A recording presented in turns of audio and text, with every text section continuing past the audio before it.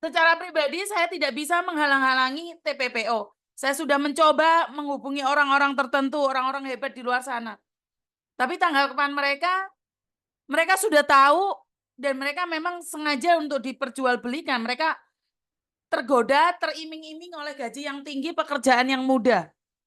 Jadi buat teman-teman, tolong sharekan video ini. Saya cuma ingin bilang bahwa saya tidak bisa melakukan apapun saat kalian sudah ada di luar negeri. Saya tidak mampu melakukan apapun, yang saya rasakan hanya sedih aja. Sedih, seandainya itu adalah adik saya, seandainya itu adalah suami saya atau keluarga saya akan merasa sangat terpukul sekali. Tapi tidak ada yang bisa dilakukan. Dan banyak orang yang kayak menyepelekan, Allah ujung-ujungnya minta bantuan sama pemerintah. Udah dikasih tahu tapi nggak percaya, gitulah ujung-ujungnya minta bantuan sama pemerintah. Jadi karena saya melihat bahwa oknum TPPO yang besar itu tidak tersentuh gitu loh. Jadi nggak ada yang menyentuh. Jadi siapalah saya ini ya.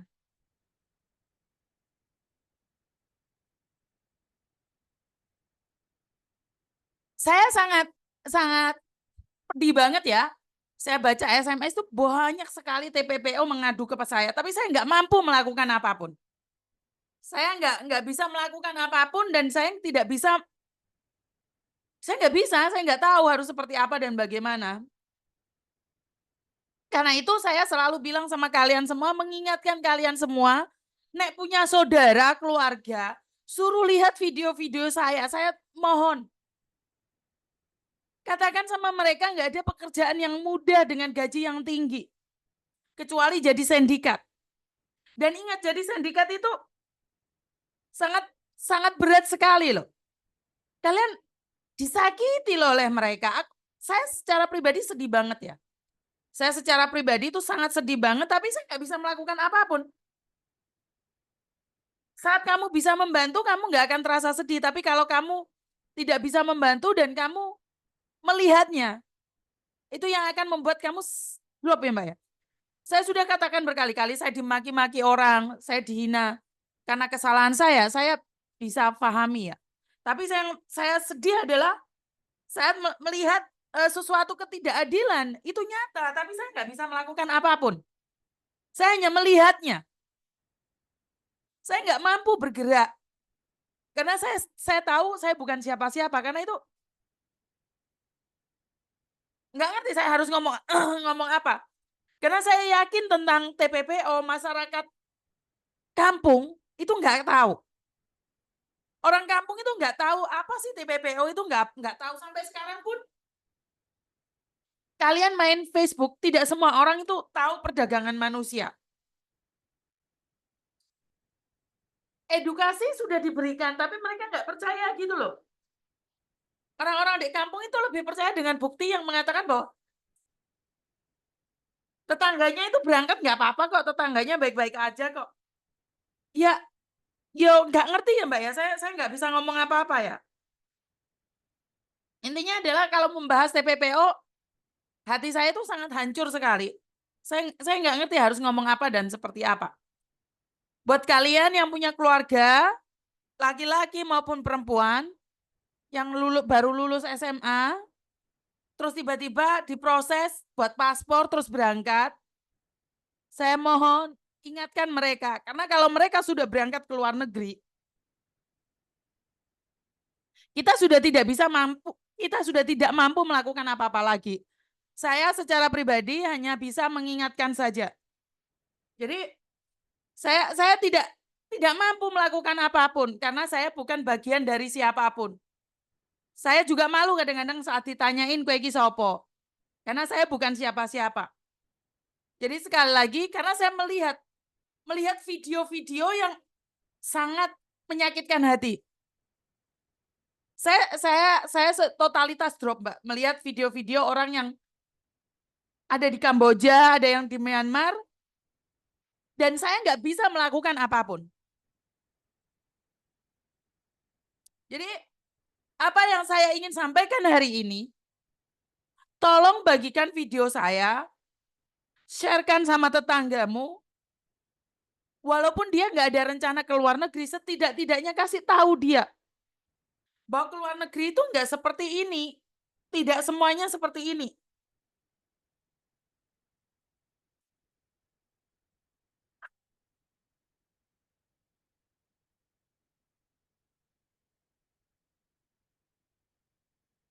Jadi saya nggak tahu ya Mbak ya. Jadi saya cuma mengingatkan aja, tolong bagikan video saya agar teman-teman kalian, saudara-saudara kalian terhindar, karena kebanyakan yang telepon saya dengan kasus TPPO itu mereka nggak kenal saya, nggak pernah tahu media sosial saya. Ingat, jika kita bisa membantu satu orang saja, sebenarnya itu adalah rezeki kita juga, bisa mengingatkan orang lain. Semoga sampean, saudara-saudara sampean semua terhindar dari TPPO, karena TPPO ini menjanjikan hal-hal yang manis-manis sekali, dan di masyarakat itu belum dibahas gitu loh. Maksud saya waktu saya ada di kampung, saya cerita tentang ini, tentang itu, mereka bilang, oh iya ta, masa sih? Ya kami di sawah, kami nggak tahu. Tapi tiba-tiba saat mereka bilang nggak tahu, keponakannya sudah berangkat. Mereka bilang nggak tahu, ternyata adiknya sudah berangkat. Dari mana mereka tahu? Dari media sosial, dari Facebook, dari TikTok, dari YouTube. Keponakannya sudah ada di sana, sementara orang-orang yang ada di kampung nggak tahu apapun. Jadi saya selalu bilang, khusus buat TPPO, karena saya tidak bisa membagikan videonya ya Mbak ya. Karena video ini terlalu menyakitkan. Kalian nggak akan kuat melihatnya. Nggak akan kuat. Yakin nggak akan kuat, saya taruhan nggak akan kuat. Di memori saya aja saya nggak lihat full. Saya nggak berani lihat full. Kepala, kaki, tubuh di strom, alat kelamin dibuat mainan. Sangat mengerikan sekali, tapi ya ya karena sekali lagi follower saya kan cuma 170 saja. Nggak banyak. Sementara masyarakat Indonesia ada berapa juta orang? Ada berapa juta orang masyarakat Indonesia? Saat orang lain sudah capek menolong, saat orang lain sudah lelah mengingatkan, maka sindikat itu akan berjalan dengan lancarnya. Jadi sindikat itu akan berjalan dengan lemah gemulainya, bertahta di negara kita. Karena orang-orang baik sudah capek mengingatkan. Jadi orang-orang baik sudah nggak mau lagi, udah capek gitu loh. Mau gimana?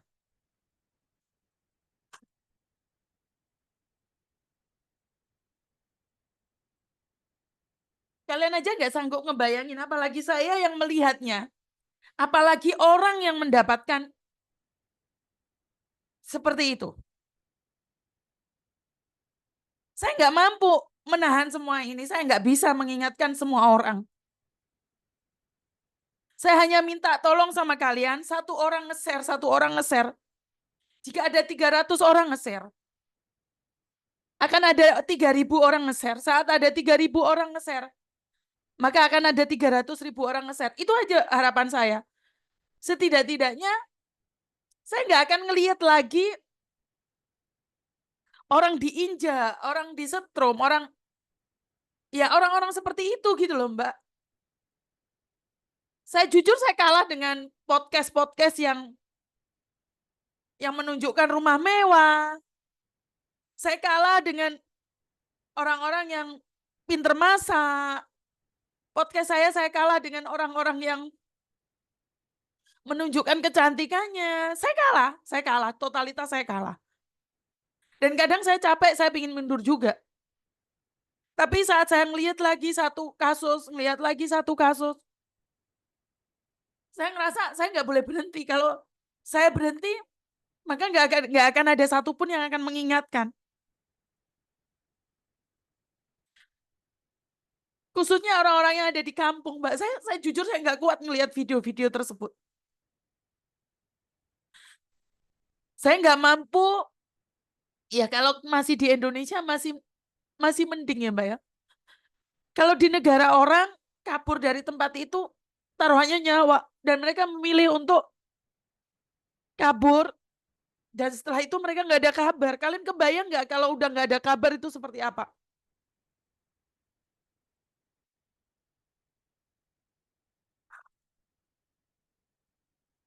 Mungkin saya drop ya Mbak ya karena bangun pagi ini saya melihat video yang tidak seharusnya saya lihat.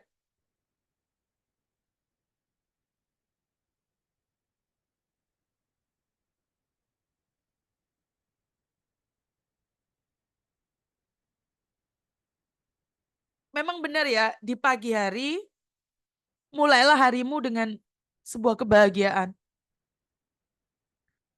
Karena saya buka HP dan saya melihat sesuatu yang sangat sangat menyedihkan sekali.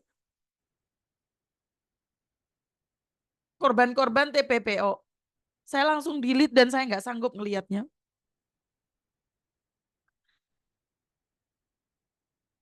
Jujur saya juga capek, Mbak. Saya juga lelah ngelihat ngelihat sesuatu seperti itu, saya juga lelah. Saya juga kena mental.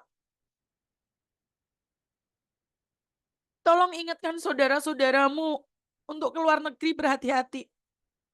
Benar, berhati-hatilah.